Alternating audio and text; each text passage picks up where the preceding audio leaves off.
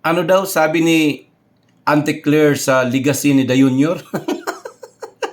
pati siya hindi niya alam anong legacy.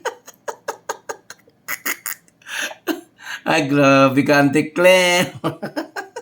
Hindi mo na alam, divert na lang, divert. O, panoorin nyo, anong sinasabi ni Auntie Claire sa legacy? Naku po. Isang interview pa rin po sa Bloomberg, sinabi niya he's fearing that a former ally could undo his legacy, and ano-ano pong legacy ng administration ang posibleng ma-overturn in the event na bumaba na ang Pangulo sa pwesto. Ang mga proyekto, nakita po natin,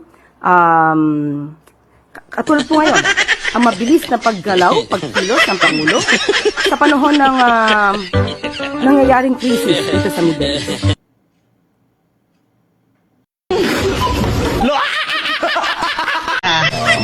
Kaigit na.